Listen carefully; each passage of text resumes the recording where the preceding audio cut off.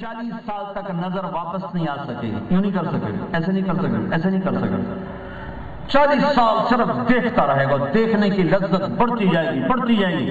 پھر معانقہ کرے گا، معانقہ، تو معانقے کی لذت بڑھتی جائے گی۔ 70 سال کا معانقہ، 70 سال کا معانقہ۔ یعانق احداہن مقدار عمرہ من الدنیا، اور مقدار عمر اس امت کی 60 اور 70 کے برابر ہے۔ تو میرے نبی نے کہا معانقہ کرے گا 70 سال کا۔ میں نے حدیث بیان کی، آگے چلا گیا، ایک مجمع تھا، اس میں ایک بوڑھا ذمہ دار بیٹھا تھا، کریم میرا ایک ساتھی بیٹھا تھا۔ جب بیان ختم ہوا تو میرے ساتھی سے کہنے لگا، اے مولوی صاحب کو پوچھ دے کہ صرف معان کے ہومنن کے اگلے کام میں ہومنن کے کوئی نہیں۔ اب پوچھیں اپنے مولوی کو کہ اگلا کام میں ہومنا صرف معان کیا دے رب ٹرکا ہوئے بابے نے جوش آ گیا نا، حور سونی تو پرتی پہ پھر اللہ کہہ رہا وَزَوَّجْنَاهُمْ بِحُورٍ عِينٍ، میں تمہارا نکاح کروں گا، تمہارا نکاح کروں گا۔ اللہ کے دیدار سے واپس آؤ گے، ایک حور اللہ تحفے میں پیش کرے گا۔ جو مل گیا 72 بیویاں، یہ آخری شے نہیں ہے، وہ ملتی رہیں گی، ملتی رہیں گی، ملتی رہیں گی۔ ہر ہفتے اللہ کا دیدار ہوگا، ہر ہفتے نئی بیوی کا تحفہ ہوگا۔ ہاں، آخرت کے سودے کرو۔ تو میں یہ کہہ رہا تھا کہ اللہ تعالیٰ نے ایک اور واقعہ سنا۔ حضرت عثمان رضی اللہ تعالیٰ کا قافلہ آیا تجارتی، مکے میں مال کی تنگی، جب تمہارے مال تھوڑا ہو جائے تو جن کے پاس ہوتا اسٹاک کر لیتے، کہتے ہیں پیسے بدھاؤ، پیسے بدھاؤ، فی بوری 200 روپے زیادہ دو۔ ہائے ہائے، عثمان نے بھی ایک تجارت کی، وہ تھے تھوک کے تاجر۔ تو پرچون والے آئے، جی حضرت 1000 اونٹوں پہ سامان تھا، شام سے قافلہ، جی سودا کرو۔ کہا بولو کیا دو گے؟ کہا 10 روپے کی چیز 12 میں، کہا نہیں تھوڑا ہے زیادہ کرو۔ کہا 10 روپے کی چیز 14 میں، کہا نہیں تھوڑا ہے زیادہ کرو۔ کہا 10 روپے کی چیز 15 میں، کہا نہیں تھوڑا زیادہ کرو، مجھے ریٹ زیادہ لگ چکا ہے۔ کہنے لگے 10 پہ ہم تمہیں 5 روپے نفع دے رہے ہیں، یہ تھوڑا ہے، کس نے زیادہ لگایا؟ کس نے زیادہ لگایا؟ کہنے لگے اللہ تعالیٰ نے۔ میرا اللہ کہہ رہا ہے عثمان میں تیری 1 روپے کی چیز 10 روپے میں خرید لوں، تو 10 روپے کی 100 میں ہوگی، تم 10 پہ 5 دے رہے ہو، 10 پہ 100 دے رہا ہے، تو تمہیں دوں کہ اللہ کو دوں؟ تمہیں پتہ ہے نا مدینے میں قحط ہے، میرا سارا مال بمے اصل کے سارے مدینے کے فقیروں پہ صدقہ۔ عثمان کی تجارت ہو گئی، اور رات کو عبداللہ بن عباس کو خواب آ گیا۔ خواب آیا، کیا خواب آیا؟ کیا خواب آیا؟ کہ اللہ کا نبی سفید گھوڑے پہ سوار، سب پوشاک، انہوں نے لگام پکڑی، یا رسول آپ کہاں جا رہے ہیں؟ آپ سے ملنے کو جی چاہ رہا ہے۔ کہ آج تو فارغ نہیں، آج عثمان نے اللہ کے نام پہ صدقہ دیا، اس کے بدلے میں اللہ نے جنت کی حور سے نکاح کیا اور پھر اس کا ولیمہ قائم کیا ہے۔ آج سارے نبی عثمان کا ولیمہ کھانے جا رہے ہیں۔ جنت کے سودے کرو۔ آپ نے حضرت علی کا ہاتھ پکڑا، کہا علی تجھے بشارت ہو، جنت میں تیرا گھر میرے گھر کے سامنے ہوگا، خوش ہو خوش ہو۔ تو حضرت علی رونے لگے، کہا یا رسول اللہ میرا گھر پورا ہو گیا، بس مجھے اور کچھ نہیں چاہیے، اللہ کے نبی کے گھر کا تیرا گھر میرے گھر کے سامنے ہوگا۔ حسن حسین یہ جنت کے نوجوانوں کے سردار ہیں، فاطمہ میری بیٹی جنت کی عورتوں کی سردار ہے۔ عمر جنت میں محل دیکھا زمرد یاقوت کا، میں نے پوچھا کس کا؟ مجھے کہا گیا قریشی کا، میں سمجھا میرا، میں جانے لگا تو کہا گیا عمر بن خطاب کا۔ بلال تو کیا کرتا ہے؟ میں جب بھی جنت میں جاتا ہوں تیرے قدموں کی آواز آگے سنائی دیتی، تو کیا کرتا ہے؟ کہا جی جب وضو کرتا ہوں 2 نفل پڑھتا ہوں۔ کہا نعمان بن حارثہ میں جنت میں گیا، میں نے تیری تلاوت سنی، اور نعمان مدینے میں تلاوت جنت میں، یہ 10 15 20 ہزار کا مجمع ہے، اس کو سنانے کے لیے کتنے بڑے اسپیکر لگے ہوئے ہیں، اور نعمان مدینے میں قرآن پڑھتا ہے، آواز جنت میں، آپ جنت میں ہیں، قرآن کی تلاوت کی آواز آتی ہے، آپ نے کہا کون؟ کہا جی نعمان، کہا نعمان تو مدینے میں، کہا جی ماں کی خدمت کی ہے، اس کی وجہ سے اللہ ایسا خوش ہوا ہے، جب نعمان قرآن پڑھتا اللہ ساری جنت کو سناتا ہے۔ اپنی ماں کی خدمت کر لو، مر گئی تو روتے پھرو گے، پھر لاش کو چمٹ کے کہہ رہا اماں مینو معافیاں دے چاہ ہے الو، اب کہہ رہا اماں مینو معافیاں دے چاہ، دنیا میں کہتا بھوک نہیں، چپ کرتے بیٹھ جا، کہ مر گئی مینو معافیاں دے چاہ، مر گیا دل سوت ہوا، اس کا اکلوتا بیٹا، اس نے بیٹے کے لیے کیا کچھ نہیں بنایا، تو بیٹا آگے ویسے تھا جیسے ذمہ داروں کے بیٹے ہوتے ہیں، تو جب مر گیا تو اس کے سرانے بیٹھ کے کہہ رہا ابا ہن میں تیری ساریاں منیسا، ہن میں تیریاں ساریاں منیسا، میں کہا ہن کی مننیاں تو ہن میں تیریاں ساریاں منیسا، تو ایک باری ہٹا میں تیریاں ساریاں منیسا، ہاں ہن ویلے لگ ٹپ گئے، زندہ ہیں تو کچھ کر لو نہیں تو روتے پھرو گے۔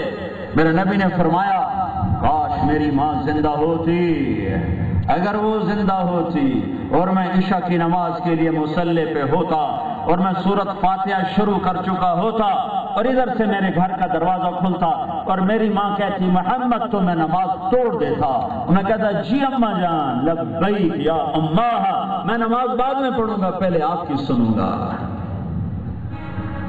ہائے ہائے، جاؤ بکھڑ کی ماؤں سے پوچھو، اتنے سوراخ ہیں ان کے سینوں میں اولاد کی نافرمانی ہے۔ جاؤ بوڑھے باپ سے پوچھو جو اپنے بچوں سے عزت بچانے کے لیے چھپتا پھر رہا ہے کہ میرا پتر مینو وٹ نہ لوے۔ ایک ذمہ دار میرا پڑوسی کہنے لگا میرا بیٹا آگ میں جل رہا ہو تو میں دعا نہیں کروں گا یا اللہ میرے بیٹے کو بچا لے۔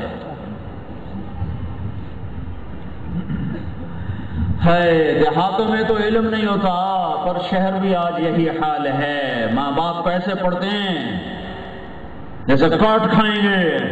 میرے نبی سے پوچھا گیا یا رسول اللہ قیامت کب آئے گی؟ کہا میرے اللہ کو پتا ہے۔ کہا یا رسول اللہ کوئی نشانی بتا دیں؟ کہا جب ماؤں کو ذلیل کیا جائے گا قیامت آ جائے گی۔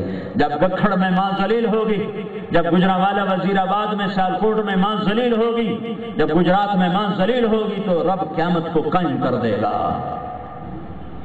میرے نبی نے کہا جس نے اپنے ماں باپ کو ستایا اس پہ اللہ کی لعنت، فرشتوں کی لعنت، زمین آسمان کی لعنت، نہ ان کی نماز قبول ہے، نہ روزہ قبول ہے، نہ صدقہ قبول ہے۔ راضی کر لو، ہاں اللہ کی نافرمانی کی بات کرے مت مانو، پر بے ادبی پھر بھی نہیں ہے۔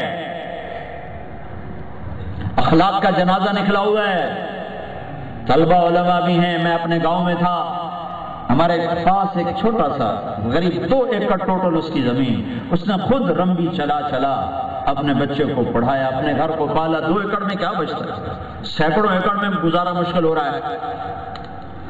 تو اس کا بچہ ایک مدرسے سے فارغ التحصیل ہو کر آیا، تو کچھ عرصہ گزرا تو اپنے بیٹوں کو میرے پاس لایا، مجھ سے کہنے لگا میاں صاحب، ادھر تو مولوی صاحب تو وہ ہمارا خاندانی ٹائٹل چلتا ہے، کہنے لگا میاں صاحب اے میرا پتر پڑھیا تے پر کڑیا کوئی نہیں، ان تو پتہ نہیں ماں نال گل کیویں کرن، ان تو پتہ نہیں پیو نال گلے میں پتہ نہیں کی پڑھتے آیا۔ کتنا خوبصورت تجزیہ ایک ان پڑھ آدمی نے کیا، اے میرا پتر پڑھیا تے پر کڑیا کوئی نہیں، ان ماں پیو نال گل کرن دی تمیز ہی کوئی نہیں۔ ہائے ہائے ہائے ہائے، کیا کروں؟ اخلاق معاشرت تو نہ کوئی بتاتا ہے، نہ کوئی سنتا، نہ کوئی سناتا ہے۔ مدرسوں میں بھی سارا زور فقہی مسائل پہ لگ جاتا ہے، اخلاق کے ابواب سوتے سوتے پڑھے جاتے ہیں، سوتے سوتے سنے جاتے ہیں، سوتے سوتے سنائے جاتے ہیں۔ کیا خبر اخلاق کس چیز کا نام ہے، درگزر کس چیز کا نام ہے، وسعت صدر کس چیز کا نام ہے۔ مولانا زید الراشدی صاحب اٹھ گئے، میں ان کے سامنے کہنا تھا وسعت صدر سے ان سارے مولویوں سے کہہ رہا ہوں اپنے بھائی سے سیکھو، کچھ شخص کا قلم کس اعتدال سے چلتا ہے، کس وسعت صدر سے اللہ نے اس کو نوازا ہے۔ پوری دنیا میں شاید انگلیوں پہ گنے جانوں میں سے ایک آدمی زاہد الراشدی ہو۔ کہ جس سے اختلاف کرنے کا سلیقہ ہے. ہمارے مولویوں کو اختلاف ہو جائے تو گلے پکڑنے پہ آ جاتے، مارنے پہ آ جاتے کہ جیسے بس ہم ہی صحیح ہیں باقی سارے غلط. میں ان کے قلم کو سلام کرتا ہوں، کیونکہ مخالف سے مخالف آدمی ان کی تحریر پڑھے گا تو کہے گا کہ یہ شخص ناصح امین ہے، یہ میری خیر خواہی میں لکھ رہا ہے، یہ میرا دشمن نہیں. اور ہم ایسے لکھتے ہیں جیسے ہم پکے دشمن سے خطاب کر رہے ہیں. سیکھو سیکھو، طلباء بھی ہیں، علماء بھی ہیں. وسعت صدر سیکھو، اخلاق سیکھو، درگزر سیکھو، رائے کے اختلاف کو برداشت کرنا سیکھو. عجب اس شخص کا قلم ہے، عجب قلم ہے. اس امت میں اختلاف باقی رہے گا، کبھی نہیں مٹ سکتا. میرے نبی نے دعا مانگی تھی، یا اللہ ان پہ کوئی ظالم آ کے مٹا نہ دے. اللہ نے کہا قبول. یا اللہ ان پر کوئی آسمانی عذاب ایسا نہ آئے کہ انہیں مٹا دے. قبول. یا اللہ ان پر کوئی قحط ایسا نہ آئے کہ مٹا دے. قبول. یا اللہ ان میں اختلاف نہ ہو. تو میرے اللہ نے کہا نہیں میرے حبیب، اختلاف ہوگا. جب یہ چیز ہے کہ یہ ہوگا تو شریعت نے حدود بھی بتائی ہیں، اس کا طریقہ بھی بتایا ہے، اس کا راستہ بھی بتایا ہے. امام شافعی ابو حنیفہ رحمۃ اللہ علیہ کی مسجد میں آئے اور رفع یدین نہیں کیا. لوگوں نے کہا آپ تو سب سے بڑے دائی ہیں رفع یدین کے، آپ نے کیوں نہیں کیا؟ کہ اس قبر والے کے احترام میں نہیں کیا، کہ یہ اسے کہتا تھا کہ یہ افضل نہیں ہے، چھوڑنا افضل ہے. یہ افضل کا اختلاف ہے، کوئی حلال حرام کا تھوڑا ہی ہے، جائز ناجائز کا تھوڑا ہی ہے.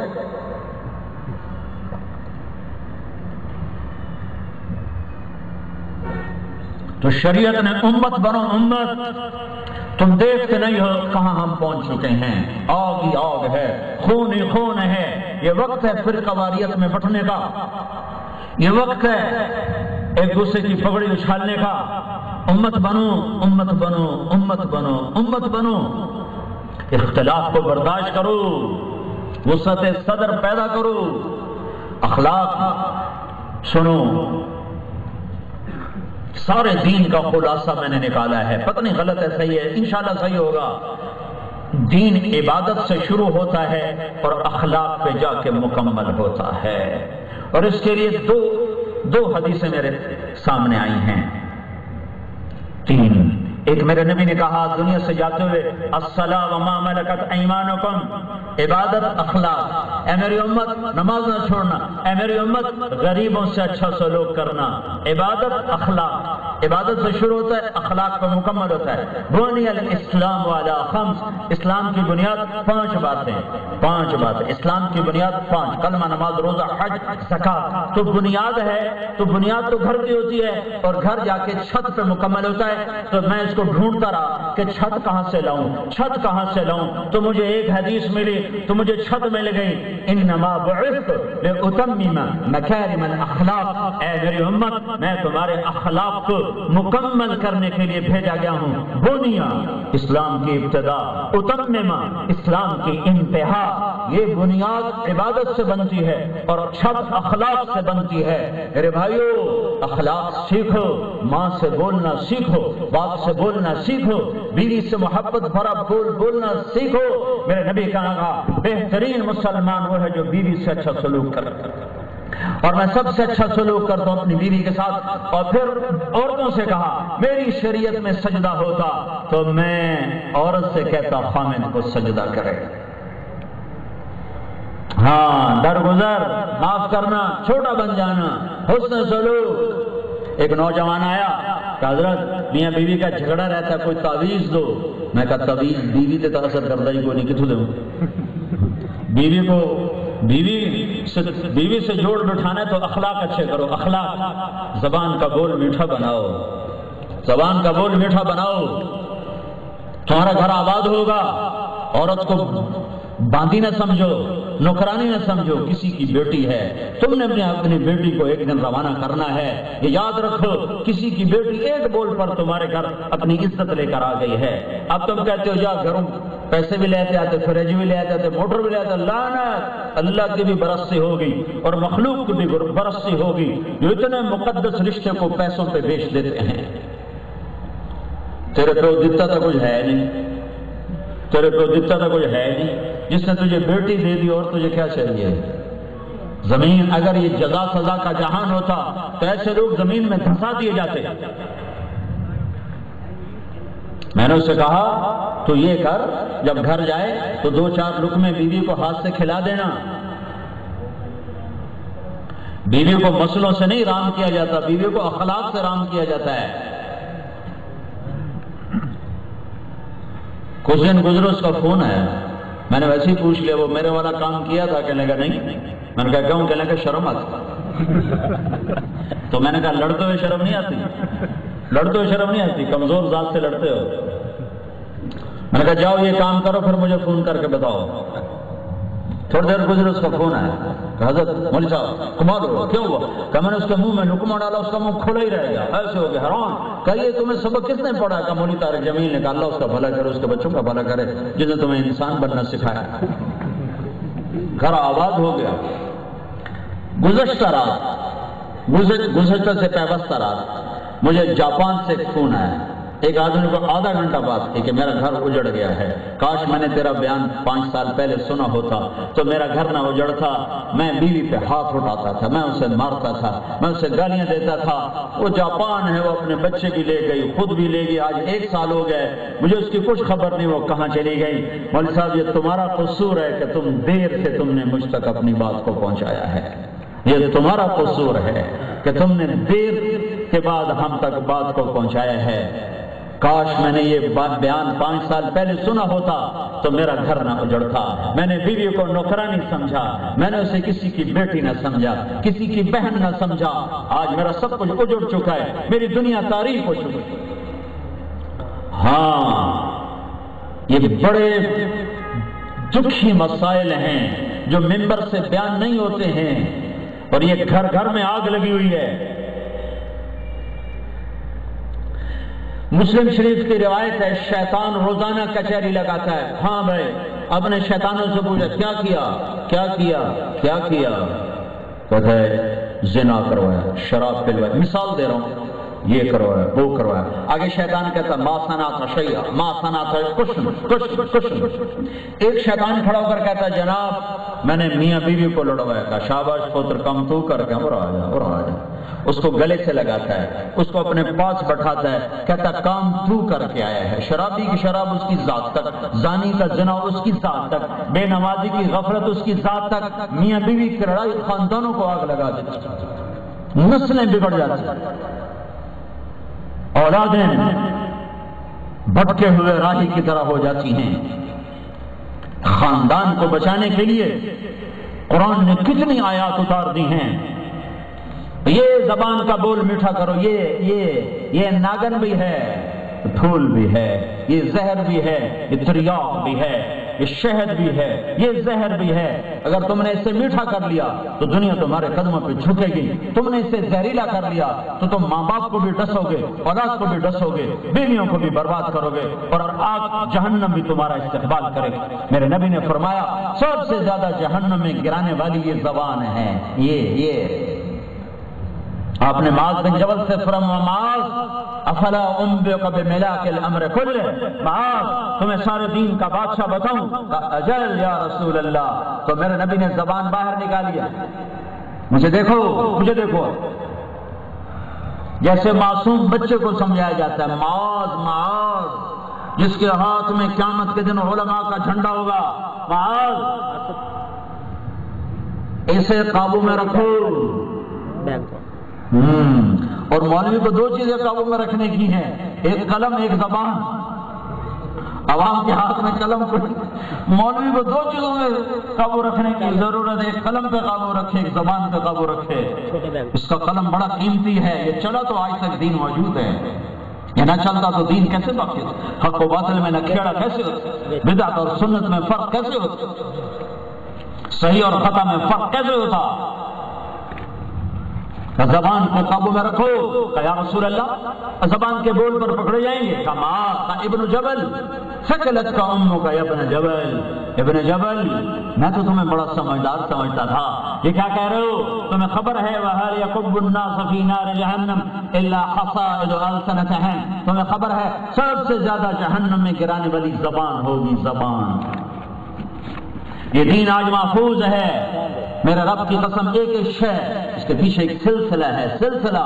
اور میں ساری دنیا پھرا ہوں، 6 بر اعظم، اور ایک دفعہ نہیں، میں بار بار پھرا ہوں. میں تمہیں اللہ کی قسم کھا کے کہتا ہوں، میں اپنے علم کی کہہ سکتا تھا، میرا قسم ٹھیک ہے، میرے علم کے آگے کوئی چیز ہو تو وہ تو میں اس کا مکلف ہی نہیں ہوں. جو میری آنکھوں نے دیکھا، جو میری آنکھوں نے دیکھا، اس دیکھے کے مطابق میں تمہیں اللہ کی قسم کھا کے کہہ رہا ہوں، اس بر صغیر میں جو پچھلی صدی میں علماء کا قافلہ گزرا ہے اور جو موجود ہیں، ان جیسا پوری دنیا میں کوئی نہیں ہے. یہ اتنی تھوڑی تنخواہوں پہ پڑھاتے ہیں کہ ان کو صرف نزلہ زکام ہو جائے تو اپنی تنخواہ میں دوائی نہیں لے سکتے. بیٹی کی شادی کرنا، بچے کی شادی کرنا تو بڑے دور کی بات ہے. صرف ان کو نزلہ کھانسی ہو جائے تو ان کی اتنی تھوڑی تنخواہ ہے کہ اس میں یہ دوا نہیں لے سکتے.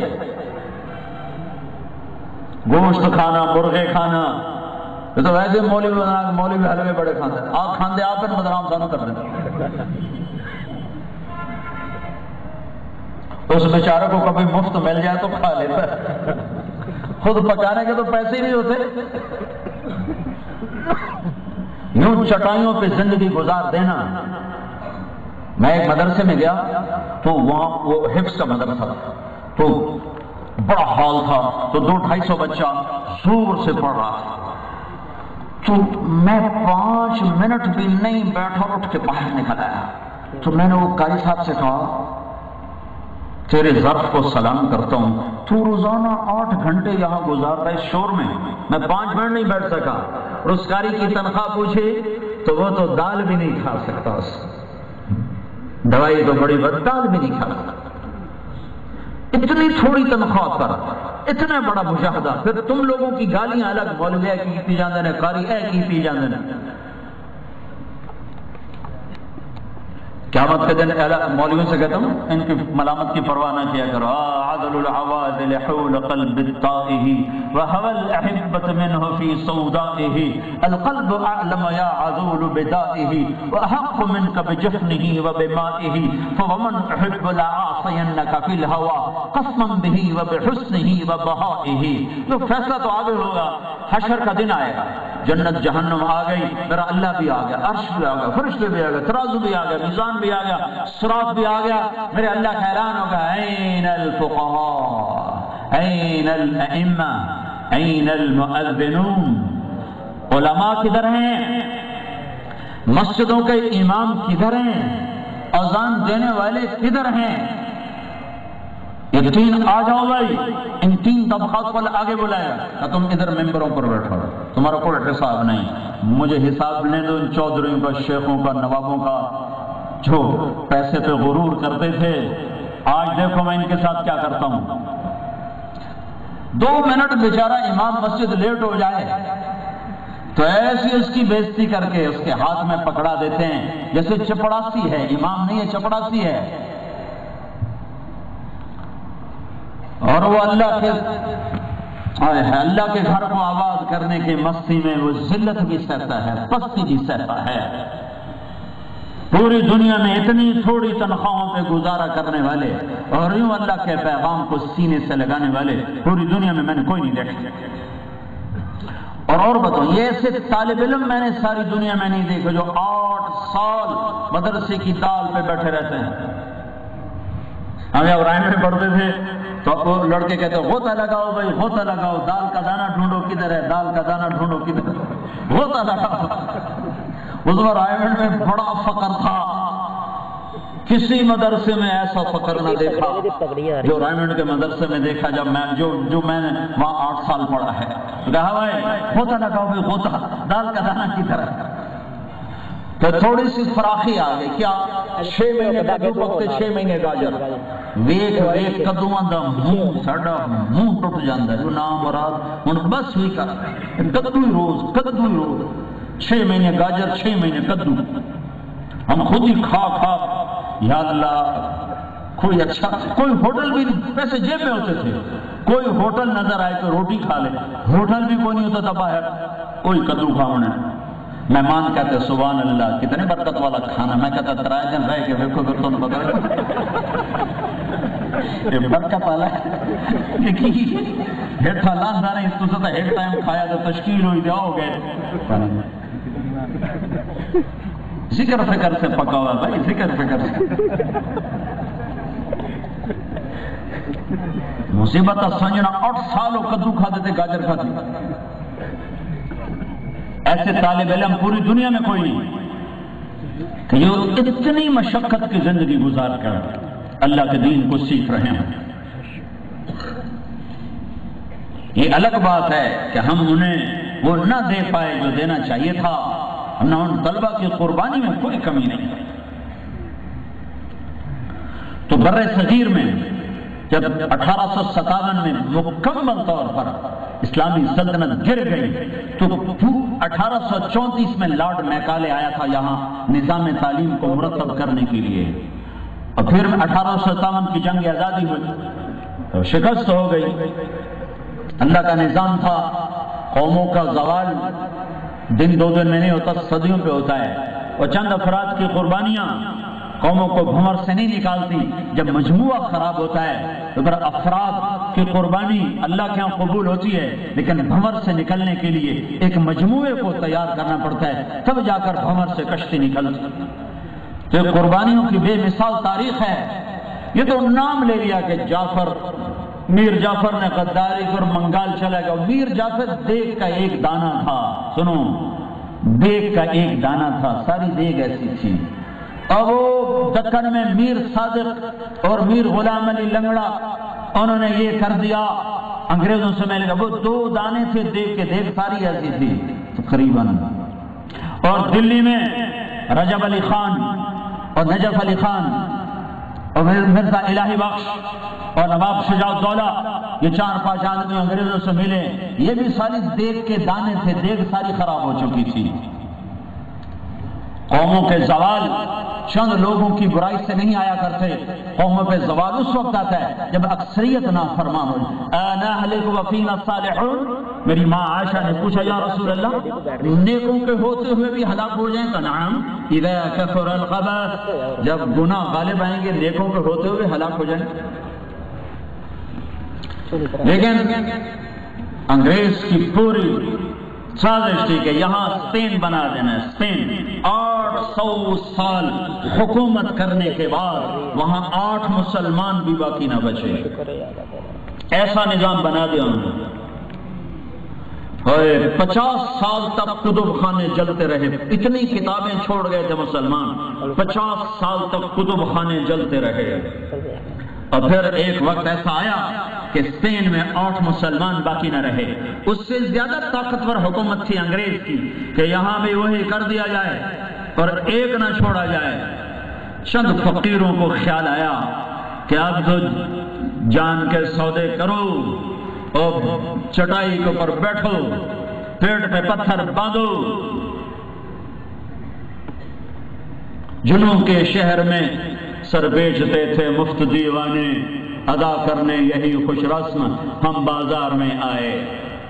ایک گمنام سا آدمی محمد قاسم، اس کو دنیا اسلام سے جانتی ہے، اس نے ایک چھپر ڈالا، ایک مسجد بنائی، مسجد کی چھت کے پیسے نہیں تھے، مسجد بغیر چھت کے رہی۔ وہ پریشان ہے، رات کو اللہ کے نبی کی زیارت ہوتی ہے، قاسم کیوں پریشان ہو؟ یا رسول اللہ مسجد کی چھت نہیں بن رہی۔ کہا تو فکر کی کیا بات ہے، بیت اللہ بھی تو ہزاروں سال چھت کے بغیر ہی رہا۔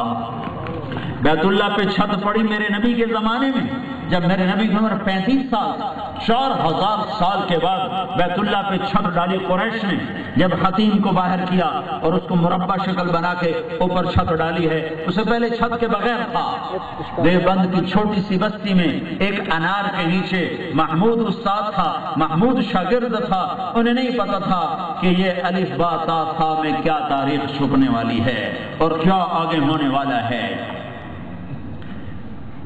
چند نفوس نے پیڑ پہ پتھر باندھے اور اسلام کی حفاظت کے لیے 1864 میں ایک چھوٹا سا مدرسہ، پہلے مدرسے نہیں تھے، علماء تھے، لوگ ان سے سیکھنے جاتے تھے، اپنے اپنے طور پر ان کی اپنے اپنے درسگاہیں تھیں۔ ایک اجتماعی نظام مولانا قاسم صاحب رحمۃ اللہ علیہ کے ہاتھوں اللہ نے دلوایا، اور اس چھپر کے نیچے سے ایک طائفہ، ایک جماعت نکلی جو نے اس بر صغیر میں صرف اسلام کو باقی نہ رکھا بلکہ 7 بر اعظم اس کو پہنچانے کے نظام بنا دیے۔ ایک عجب قافلہ گزرا ہے۔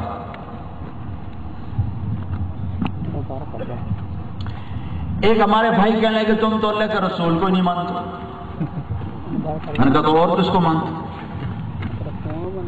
میں نے کہا یہ داڑھی رکھی، یہ پگڑی باندھی، ستھن پکنے کتے کی تھی، ہوتی کس سارے گناہ چھوڑے جتنے بس ساتھ میں ہے اللہ کے دین پہ چلنے کی کوشش کی، تو یہ کس کی وجہ سے کی؟ کہ نہیں تسی کتو کو جوڑو اندروں کو جوڑو، میں پڑھا تھا علاج پڑھنے۔ یہ جو تمہیں گنبد نظر آتا ہے سبز رنگ کا، یہ اسی جماعت کا کارنامہ ہے۔ 1902 میں سلطان عبدالعزیز بن عبد الرحمن بن سعود من بنی حنیفہ، اس کا تمہیں نسب بتایا ہے، آج کا حکمران بنو حنیفہ میں سے ایک چھوٹی سی ریاست کی درعیہ، اس پر ان کی حکومت تھی۔ عبدالعزیز بہت نیک آدمی، بہت عظیم بادشاہ، اس نے 1902 میں ریاض کو فتح کیا اور ایک چھوٹا سا ماڈل قائم کیا، اور 1924 میں اس نے مکہ فتح کیا، اور 1925 میں مدینہ فتح کیا، اور 1936 میں سارا عرب فتح کر کے اس کا نام رکھا المملکۃ العربیہ السعودیہ، اور 1939 میں وہاں تیل نکل آیا۔ ایک واقعہ بیچ میں ویسے یاد آ گیا، ایک سعودی تھے پورے مکہ میں، وہ بتاتے تھے کہ جب ہمارا بادشاہ آتا تھا بیت اللہ کے دیوار کے ساتھ ٹیک لگا کے یوں بیٹھ جاتا تھا، اور تلوار پر یوں ٹیک لگا کے بیٹھ کے روتا رہتا تھا، ایسے کر تلوار کے دستے پر سر رکھ کے یوں روتا رہتا تھا حجر اسود کے دروازے کے نیچے۔ تو ایک دن میں نے حرم کے امام سے کہا یہ ہمارا بادشاہ روتا کیوں؟ تو میں انہوں نے کہا چلو ہم پوچھتے ہیں۔ تو وہ مجھے لے کر آ گئے سلطان کے پاس، کہنے گے ایھا الامیر، اس کو امیر کہتے تھے، یہ بچہ پوچھ رہا آپ روتے کیوں ہیں؟ تو اس سے پہلے عرب چوری ڈاکے سے بھرا ہوا تھا، حاجیوں کو لوٹ لیتے تھے، قتل کر دیتے تھے۔ امیر یہ بچہ پوچھ رہا ہے آپ رو کیوں رہے ہیں؟ تو کہنے لگا شیخ میں نے سارے عرب کو چوری سے پاک کر دیا ہے اور امن قائم کر دیا ہے، کھجور کی گٹھلی بھی کوئی نہیں اٹھاتا، اب میں روتا اس پر ہوں، میں ان کو روٹی کہاں سے کھلاؤں، میرے پاس تو کچھ نہیں، یہ بھوکے ہیں، میں نے روٹی کہاں سے کھلاؤں؟ اس کے وہ آنسو اور اس کا عدل تھا کہ 1939 میں جو تیل نکلا تو ساری دنیا کو کھلانے والے بن گئے۔ 1925 میں مدینہ فتح ہوا تو علماء نجد میں شدت بہت ہے، محبت اور حدود میں فرق نہیں کر سکتے، گستاخی بھی حرام ہے اور حدود سے تجاوز بھی حرام ہے۔ تو انہوں نے کہا کہ جتنے نشانات ہیں سارے مٹا دیں، تو جنت البقیع کے سارے نشان مٹا دیں، امہات المومنین کے، صحابہ کے، اہل بیت کے، آل رسول کے سب نشانات تھے، سب مٹا دیں۔ انہوں نے کہا یہ سبز گنبد بھی توڑ دیا جائے، قبر پہ گنبد بنانا منع ہے، اور بالکل صحیح بات ہے، منع ہے، قبر پہ گنبد بنانا منع ہے، تو توڑ دیا جائے۔ جب یہ فتویٰ پھیلا دنیا میں تو اس پہ رد عمل ہوا کہ یہ کیوں توڑا جائے، تو انہوں نے مناظرے کی دعوت دی، تو ساری دنیا سے علماء وہاں جمع ہوئے، تو ہندوستان سے بھی ایک وفد گیا، 1925 میں تو ہندوستان تھا، اس میں ایک شخص ہے، اس کا نام ہے شبیر احمد عثمانی، سبحان اللہ سبحان اللہ، وہ اسی دیوبند کا پڑا ہوا ہے۔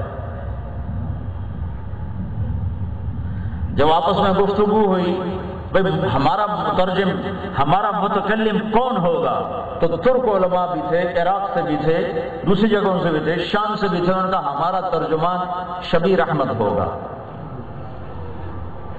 تو سلطان عبدالعزیز کے سامنے مناظرہ ہوا، علماء نجد نے اپنے دلائل پیش کیے جو ظاہر حدیث ہیں۔ میں سوچا کرتا تھا کہ مولانا شبیر احمد صاحب نے کیا دلیل دی تھی کہ جس سے اتنی ظاہر حدیثوں کے ہوتے ہوئے ان کو قائل ہونا پڑا کہ یہ کام نہیں کرنا چاہیے۔ تو پھر مجھے مدینہ میں ایک کتاب ملی، وہاں مجھے ان کا سرا ملا کہ انہوں نے کس حدیث کو بنیاد بنا کر 2 گھنٹے بات کی۔ بخاری شریف کی حدیث ہے بنائے کعبہ، یا عائشہ لولا ان قومک حدیث عہد بالکفر، اے عائشہ یہ تیری قوم جو ہے نا ابھی نئی نئی مسلمان ہوئی ہے، اگر یہ ذرا تھوڑا زمانہ گزر چکا تھا تو میں بیت اللہ گرا کے نئے سرے سے بنا تھا، اس کا فرش نیچے لے جاتا، میں اس کے 2 دروازے بناتا، ایک داخل ہونے والا ایک باہر نکلنے والا، اور میں حکیم کو اس میں شامل کر دیتا، لیکن مجھے خطرہ ہے کہ یہ بگڑ جائیں گے۔ اس حدیث کو بنیاد بنایا اور 2 گھنٹے بات کی، اور علماء نجد ایسے بیٹھے ہوئے تھے سر جھکا کے۔ تو سلطان عبدالعزیز کا عجیب الہندی، ہندی کو جواب دو، ہندی کو جواب دو، کہنے لگے ہمارے پاس کوئی جواب نہیں، کہ پھر ہندی کا فیصلہ صحیح ہے، اس سب گنبد کو باقی رکھا جائے گا۔ یہ بر صغیر کے علماء کی تو فعل یہ گنبد کھڑا ہے۔ ہاں، اسی قافلے کے آخری افراد میں تھے سرفراز خان رحمت اللہ تعالی علیہ۔ آئے شوق گئے وعدہ فردہ لے کر، اب انہیں ڈھونڈ چراغ رخ زیبا لے کر، لیکن اب تو چراغ رخ زیبا سے بھی نظر نہیں آتی۔ یہ ہمارے نوجوان بس پدر من سلطان بھوت کو خوش بیٹھے ہیں، ہمارے اکابر ایسے تو خود بننے کی کوشش نہیں کرتے۔ ہاں ہاں میرے بھائیوں، تو ایک ایک فرد کو خود محنت کرنی پڑتی، فرد جو نہیں تیار ہوتے، جان جوکھوں میں پڑتی ہے، تب جا کر شمعیں جلتی ہیں، کتنے پروانوں کا خون ہوتا ہے، کتنی شمعیں پگھلتی ہیں، تب جا کے صبح ہوتی ہے۔ تو ایک پیچھے ایک قافلہ گزرا ہے اس سرزمین پر جو نہ بکے نہ جھکے۔ اور مولانا یوسف صاحب رحمۃ اللہ علیہ، مولانا الیاس صاحب نے تبلیغ کے کام کو چالو کیا۔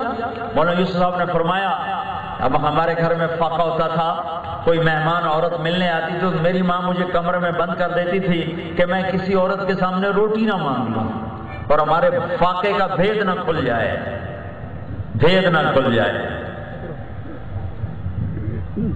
ہاں، شمع ایسے نہیں جلتی۔ تو ہم خوش قسمت ہیں، میں پوری دنیا پھرا ہوں، ہم بہت تباہ ہو چکے ہیں، برباد ہو چکے ہیں، اور بطور قوم ہم مٹ چکے ہیں، لیکن اللہ کی قسم کوئی چھپی ہوئی خیر اس سرزمین پر ہے، ایسے مدارس پوری دنیا میں کوئی، ایسا تبلیغی نظام پوری دنیا میں کوئی۔ 250 پیدل جماعتیں چل رہی ہیں اور ہزاروں آدمی پانی بہتے پانی کی طرح جماعتیں بن کر نکل رہے ہوں اور آ رہے ہوں اور جا رہے ہوں، اور اس کا کھلے بند اللہ کی بات کا اظہار کیا جا رہا ہو، کہیں نہیں ہے یہ۔ اس نعمت کی قدر کرو، ان علماء کی قدر کرو جو چٹائیوں سے سل کر حاجات ہے ان کے سینے ان کی حاجات کے قبرستان ہیں۔ ایک جگہ ہم ناشتہ کر رہے تھے، مولانا سید احمد خان صاحب رحمۃ اللہ علیہ، میں تمہیں سچ بتاؤں اخلاق کسی اخلاق والے کو دیکھ کے سمجھ میں آتے ہیں، کتاب پڑھ کے نہیں۔ میں آج جو پڑھا تھا بھول چکا ہوں، جب میں پڑھ کے فارغ ہوا تھا تو میں تمہیں اللہ کی نعمت کے شکر پر بتا رہا ہوں، میں نے جو پڑھا تھا مجھے یاد تھا، اللہ نے مجھے حافظہ دیا تھا، کوئی میں نے ایسے کوشش نہیں کہ مجھے خود ہی یاد ہو جاتا تھا۔ اب میں بھول چکا ہوں، لیکن یہ اخلاق کتنا مشکل سبق ہے کہ یہ تم رٹ بھی لو تو تمہیں نہیں سمجھ میں آئے گا۔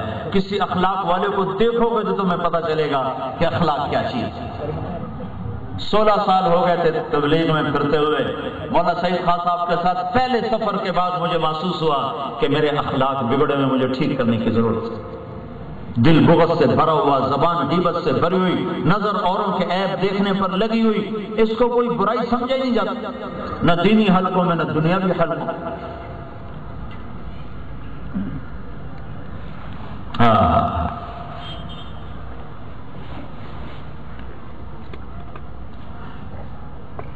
قدر کرو۔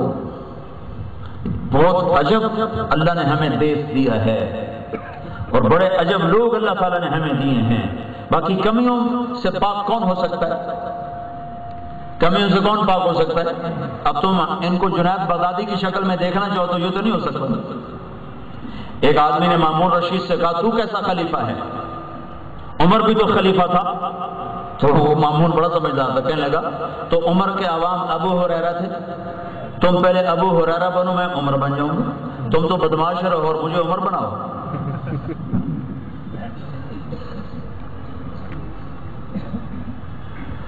پہلے تم اپنے آپ کو بدلو، پھر میں بھی بدل جاؤں، ورنہ تم مجھے پاگل سمجھ کے باہر نکال دو گے۔ کیا قصہ سنا رہا تھا؟ مولانا سعید خان صاحب کے ساتھ ایک ناشتے پر کسی صاحب نے بڑے آدمی سے ناشتہ تو وہ منہ آگے کر کے کہنے لگے، تو مولانا عبد الرحمان صاحب جامعہ اشرفیہ والے بھی ساتھ، تو وہ ان سے کہنے لگے حضرت کہ ہمارے امام کو سمجھاؤ، ہم نے اس کی 1500 روپے تنخواہ مقرر کی، کہتا زیادہ کرو۔ تو مولانا عبد الرحمان کہنے لگے او دراصل ڈاکٹر صاحب ان کو کہیں سے پتہ چل گیا ہے کہ آپ کا صرف ناشتے کا ایک دن کا خرچہ 1500 روپے ہے۔ تو کہہ رہا کہ مہربانی کرو، میرے بھی چھوٹے چھوٹے بچے نے، میرے بھی بتا دو۔ ڈاکٹر صاحب جو سر نیواں کیتا مڑ اتے نہیں چاہیا۔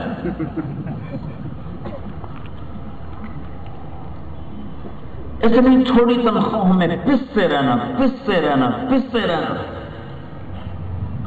میرے مدرسے کے قاری، میں نے کہا یار وہ تھوڑا سا وقت پڑھائی کا کم کرو، نہ اپنے اوپر مشقت لو نہ بچوں پر۔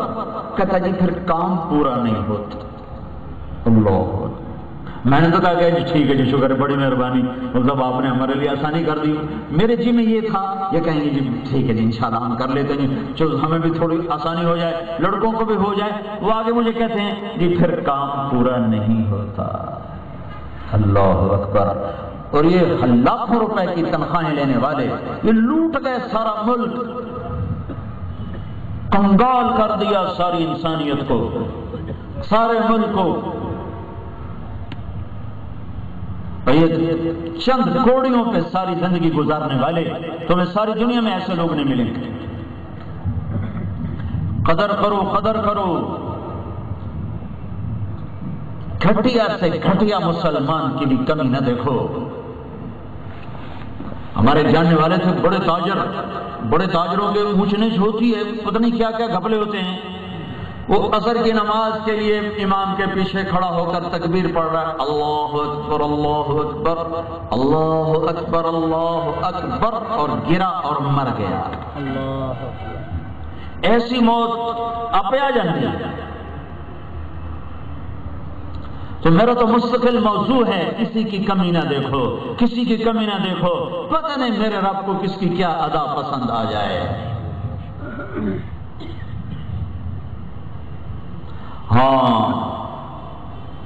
وہ کریم ہے، کوئی ہماری طرح حساب دان ہے کہ پائی کا حساب کرے گا؟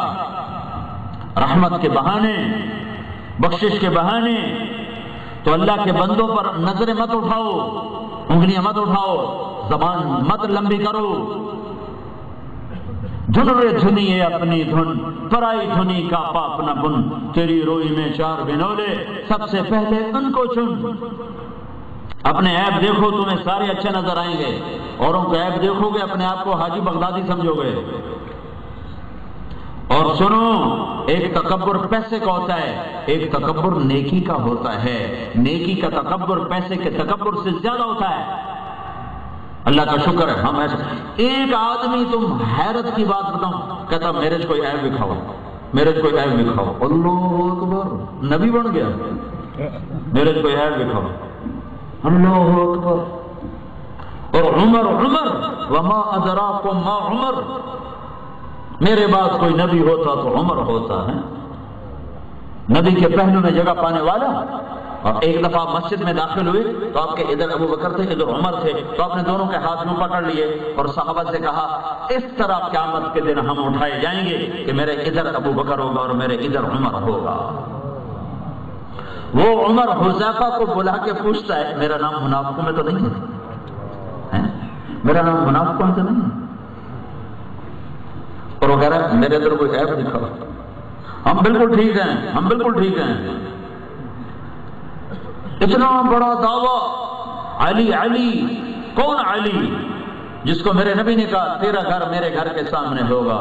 وہ روزانہ رات کو اٹھ کے روتے اور کہتے آہ من قلت الذات وبعد السفر ووحشت الطریق، اے میرے رب میرا سفر لمبا ہے، میرا عمل تھوڑا ہے، مجھے تنہا جانا ہے، میرا کیا بنے گا؟ تیرا تو بن چکا ہے، تجھے تیرا نبی کہہ چکا ہے تیرا گھر میرے گھر کے سامنے ہے، یہ بشارت تو کسی اور کو ملی نہیں۔ پھر وہ کہہ رہا ہے میرا عمل تھوڑا ہے، میرا توشہ تھوڑا ہے، میرا سفر لمبا ہے۔ اور 15ویں صدی کا مسلمان کہتا ہے میرے کوئی عیب تو نہیں پایا، عزیزہ ہیں ہی بڑے چنگے، اپنے عیب دیکھو، اپنے عیب دیکھو۔ خاص طور پر جو لوگ کسی نیکی میں لگے ہوئے ہیں، نیک کام میں لگے ہوئے ہیں، ان کی کمیاں مت ڈھونڈو۔ تبلیغ والے یہ کرتے ہیں، کیا فائدہ اس تبلیغ کا؟ یہ مولوی یہ کرتے ہیں، کیا فائدہ اس مدرسے کا؟ یہ کرتے ہیں، کیا فائدہ اس نماز پڑھانے کا؟ تو حساب تیرے ہاتھ میں کہ اللہ کے ہاتھ میں؟ اور اللہ کون ہے؟ اور اللہ کون ہے؟ کون؟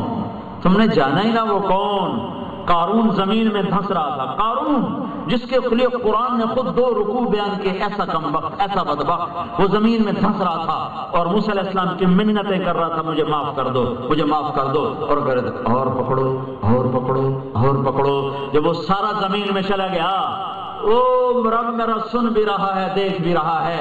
میرے رب نے کہا موسیٰ ما افدت، تیرا بڑا مضبوط دل ہے، نہ پسیجا، وعزتی لو استغاث بی لاغثتہ، مجھے میری عزت کی قسم قارون مجھے ایک دفعہ پکارتا میں لبیک کہہ کے زمین سے نکال دیتا۔ جو قارون کو بخشنے کے لیے تیار ہو وہ اپنے مسلح پہ کھڑے ہونے والے پہ نظر کرم نہیں کرے گا، وہ چٹائی پہ بیٹھنے والے پہ نظر کرم نہیں کرے گا، وہ 50 سال بخاری پڑھانے والے پہ نظر کرم نہیں کرے گا۔ کیوں اوروں کے عیب دیکھتے ہو؟ ایک مرض ہے، مرض، خاندان ٹوٹ گئے، بھائی بھائی کا دشمن ہو گیا، ایک چھاتی کا دودھ پینے والے، ایک چھت کے نیچے سونے والے، ایک کھاٹ پہ برسوں سونے والے، ایک آنگن میں کھیلنے والے سگے بھائی ایک دوسرے کے جانی دشمن بن گئے۔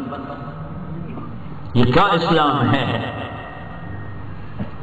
ہاں ایک دین ہے، اور شکر کرو اگرچہ آفات بھی ہیں، ہائے ہائے ظلم و ستم بھی ہے، پر جیسی شمع یہاں فروزہ ہیں میں نے پوری دنیا میں ایسے ہیں۔ حرمین کو چھوڑ دو، حرمین کا تو مقابلہ نہیں، کوئی میری بات کو غلط نہ لے جائے، حرمین کو تو اللہ نے چنا ہے، میں اس سے مقابلہ نہیں کر سکتا ہوں، اس سے مقابلہ کرنا ویسی بے وقوفی اور نادانی ہے۔ ایک جگہ اللہ کا نور، ایک جگہ محمد کا نور، کون لائے ویسا؟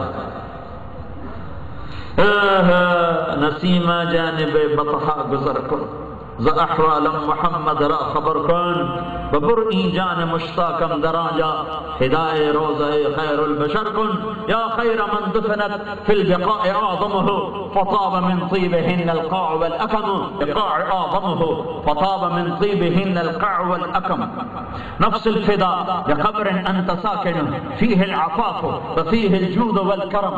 اور 2 میں نے آپ کو مزید سنا دیے جو ابن کثیر کی تفسیر میں لکھے ہوئے ہیں، 4 شعر۔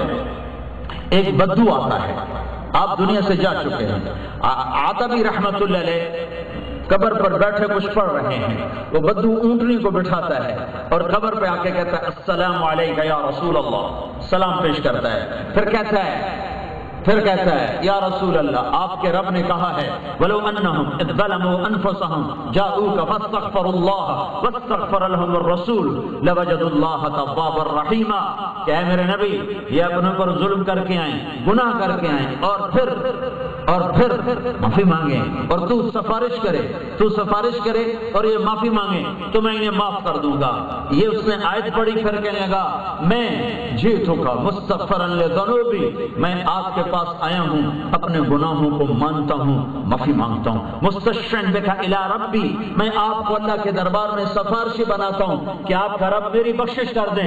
اور پھر وہ رونے لگا اور اس نے یہ 4 شعر پڑھے جس کا میں نے آپ کو پڑھ کے سنائے کہ اے وہ ذات جس کے قبر میں جانے سے اندر بھی پاک ہو گیا، باہر بھی پاک ہو گیا، اندر بھی خوشبو اور اوپر بھی خوشبو، پہاڑ بھی مہک اٹھے اور وادیاں بھی مہک گئیں، زمین کا تحت بھی اور فوق ہر طرف خوشبو پھیلی۔ میری جان قربان اس قبر پر جس میں آپ آرام کر رہے ہیں، آپ کے ساتھ آپ کا جود و کرم اسی طرح ہے جیسے دنیا میں تھا۔ میں آپ کے طفیل پل صراط پار کروں گا، اس کے بغیر نہیں کر سکتا۔ ہاں میں ابو بکر عمر کو بھی نہیں بھول سکتا، آپ پر اور ابو بکر پر اور عمر پر جب تک قلم کار کا قلم چلتا رہے میرا سلام آپ کو پہنچتا رہے۔ یہ اشعار کہے اور آنسو پوچھتا ہوا اونٹنی کو چل دیا۔ ابھی وہ اونٹنی پہ بیٹھ رہا ہے کہ عتبی پر ایک دم نیند آئی، ایک دم اونگ آئی، فوراً اللہ کے نبی کی خواب میں زیارت ہوئی کہ عتبی اٹھو اور اس بدو سے کہہ دو تیری فریاد پہنچ گئی اور تیری بخشش ہو گئی۔ تو اس خطے کا تو کوئی مقابلہ نہیں ہے، لیکن اس کے علاوہ جو میں جہان پھرا ہوں میں تمہیں بتا رہا ہوں قدر کرو اپنے علماء کی، ان مدارس کی، تبلیغ کے کام کی۔ تبلیغ کا کام تو ہر مسلمان کا کام ہے، جو ختم نبوت کا ماننے والا ہے تبلیغ اس کا کام ہے، کرو یا نہ کرو۔ کلمہ پڑھنے پر نماز فرض ہوئی ہے کہ نہیں؟ اب پڑھو یا نہ پڑھو۔ ایسے ہی میرے بھائیوں ختم نبوت کے اقرار پر تبلیغ ذمہ ہو گئی، کرو یا نہ کرو۔ تو بہت بڑا مجمع آیا ہے، ہم ایک بہت بڑے عظیم آدمی کی یاد میں جمع ہوئے۔ بے شک ہر انسان دعا کا محتاج ہے چاہے کتنا عظیم ہو۔ حضرت عمر جا رہے ہیں عمرے پر، یا رسول اللہ میں عمرے پہ جانا چاہتا ہوں۔ تو میرے نبی نے کہا پھر مجھے بھی دعاؤں میں یاد رکھنا، لا تنسانا فی دعائک یا اخی، میرے چھوٹے بھائی پھر مجھے بھی دعاؤں میں یاد رکھنا۔ تو جب اللہ کا نبی کہہ رہا ہے دعا میرے لیے کرنا تو ہر انسان دعا کا محتاج ہے۔ بے شک ان کے لاکھوں شاگرد اور ان کا ساری دنیا میں علم کا سلسلہ، اس کے باوجود ہر مرنے والا وہ دعاؤں کا محتاج ہوتا ہے کہ اس کو جو بھی ہم پڑھتے ہیں اس کے لیے جاتا ہے اور اس کا درجہ بلند ہوتا ہے۔ اللہ نے کتنا فضل فرمایا کہ مرنے کے بعد بھی ایصال ثواب کے سلسلے جاری کر دیا۔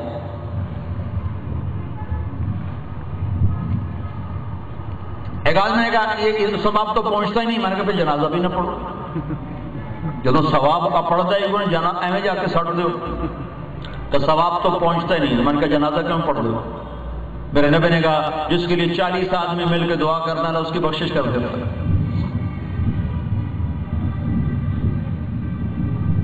تو میرے بھائیوں بہت بڑا مجمع جمع ہے، اور اکثر نوجوان میں ہاتھ جوڑتا ہوں، میں محنت کرتا ہوں آج توبہ کرو اللہ کے دربار میں۔ اللہ روٹھا ہوا ہے، ہمارے ملک کے حالات بتاتے ہیں کہ اللہ روٹھا ہوا ہے، ہمیں توبہ کی ضرورت ہے، ہمیں اللہ کو منانے کی ضرورت ہے۔ میں آپ کی محنت کرتا ہوں کہ اللہ کے دربار میں جھکو اور توبہ کرو، اپنے عیب دیکھو اور ناچنے والی کو بھی اپنے سے اچھا سمجھو کہ پتہ نہیں کب توبہ کر۔ میں تمہیں اپنا سناتا ہوں، اپنا مجھے یاد نہیں میں کہاں تھا، سامنے ٹی وی چل رہا تھا اور اس پر جنید جمشید ناچ رہا تھا اور اس کے پیچھے میں اس وقت نہیں جانتا تھا کہ یہ جنید جمشید ہے، ایک نوجوان خوبصورت ناچ رہا، اس کے چاروں طرف لڑکیاں ناچ رہی، تو مجھے بدگمانی ہوئی کہ اس کو تو ہدایت نہیں مل سکتی، اس کو تو ہدایت نہیں مل سکتی، یہ اتنی تباہی پھیلا رہا ہے، یہ ناچ رہا ہے، اس کے ساتھ لڑکیاں ناچ رہی، اس کو دیکھ کر کتنے نوجوان گمراہ ہو رہے ہیں۔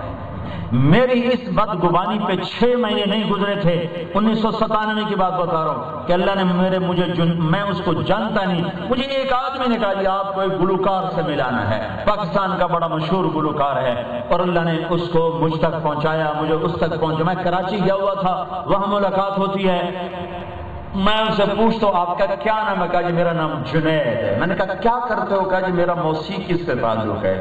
میں نے کہا گاتے ہو کہ بجاتے ہو؟ کہا میں گاتا ہوں۔ پھر مجھے کہنے لگا آپ نے دل دل پاکستان سنا ہے؟ میں نے کہا بسوں کے پیچھے لکھا ہوا دیکھا ہے۔ کہنے لگا وہ میں نے گایا ہے۔ میں نے کہا اچھا ٹھیک، یہ پہلا تعارف تھا، وہ میں نے گایا ہے۔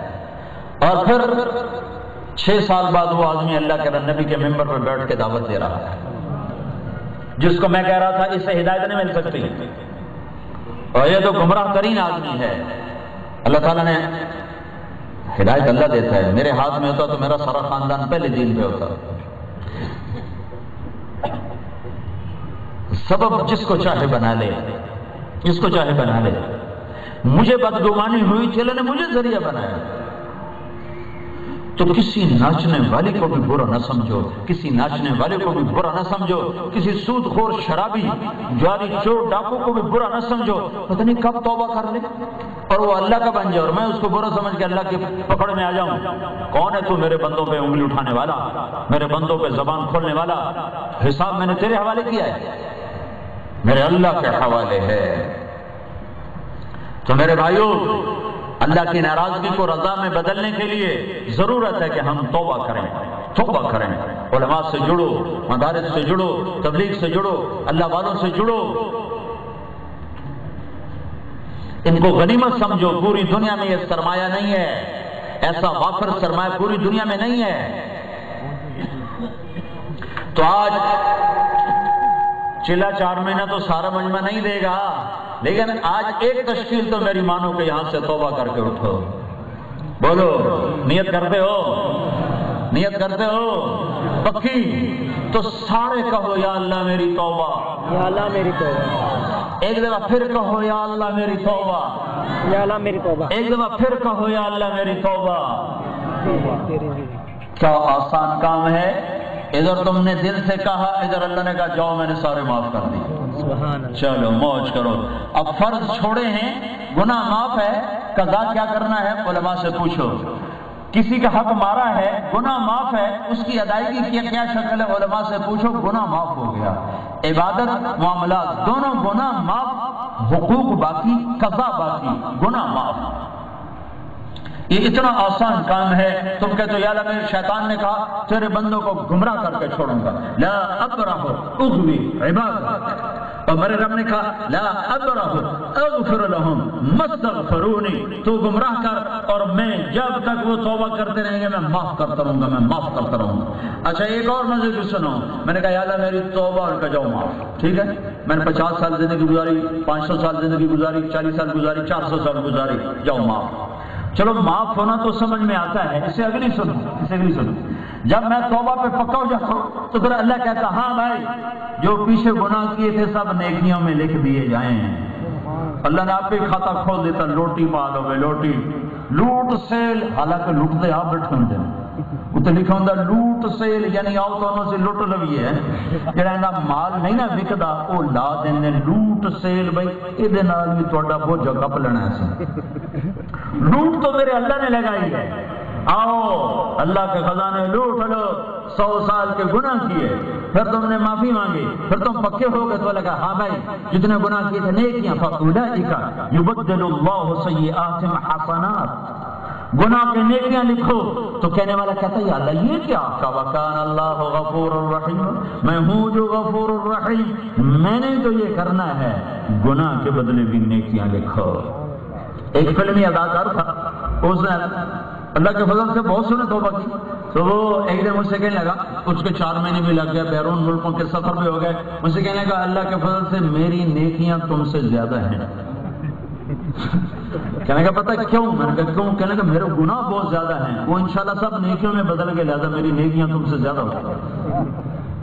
تو اللہ نے لوٹ سیل تو اللہ نے لگائی، تو اللہ کو اللہ کے خزانوں کو لوٹنے کا موقع ہے زندگی کے سانس، جب تک سانس باقی ہے لوٹ ہے۔ پتہ نہیں اللہ کی رحمت کب متوجہ ہو جائے۔ یہ اللہ دنیا کا بادشاہ نہیں ہے کہ کہے گا ہاں میں تو بڑا بہت کچھ کر رہا ہوں میں تمہیں معاف نہیں کرنا، وہ کہتا آ جا پھر آ جا پھر آ جا پھر آ جا پھر آ جا، آتا رہے میں معاف کرتا رہوں۔ تو توبہ سامنے کر لینا بھائی، پکی پکی۔ اہل التقوی و اہل المغفرہ ربنا آتنا فی الدنیا حسنہ فی الآخرۃ حسنہ وقنا عذاب النار۔ یا اللہ ہم نے تیرے دربار میں توبہ کی ہے، ہماری توبہ قبول فرما۔ یا اللہ یا اللہ یا اللہ، جن گناہوں کی وجہ سے تو ناراض ہوا اور ہمارے پورے ملک پر میرے مولا بے چینی کا عذاب، آپس میں قتل و غارت، اور یا اللہ خون ہی خون اور ویرانی ہی ویرانی، بدامنی کی جو سزائیں چل رہی ہیں، میرے مولا ہماری یہ سزائیں معاف کر دے اور ہمارے ملک کو امن کا گہوارہ بنا دے، ہماری راہیں پر امن کر دے، چاروں صوبوں میں آپس میں محبت پیدا فرما اور امن و امان کو قائم فرما اور آپس کی نفرتیں مٹا دے۔ جن گناہوں کی وجہ سے یا اللہ تو روٹھا اور ہمارا نصیب ڈوبا، ہمارے وہ گناہ خاص طور پہ معاف کر دے، اور میرے آقا ہمارے ملک کے لیے خصوصی طور پر اور پوری امت کے لیے عمومی طور پر تو ہدایت کے، بھلائی کے، خیر کے فیصلے فرما، درگزر فرما، اور پوری دنیا کے کفر کو بھی ایمان کی دولت نصیب فرما، جن کے مقدر میں نہیں ہے اور وہ فرعون صفت ہیں، حوان قارون صفت ہیں، ان کے وجود سے دھرتی کو پاک فرما دے۔ اور یا اللہ جو مسلمانوں کے خون سے کھیل رہے ہیں تو ان کو بھی ہدایت عطا فرما، اگر ان کے مقدر میں ہدایت نہیں ہے تو انہیں سطح ہستی سے مٹا دے اور انہیں عبرت کا نشان بنا دے۔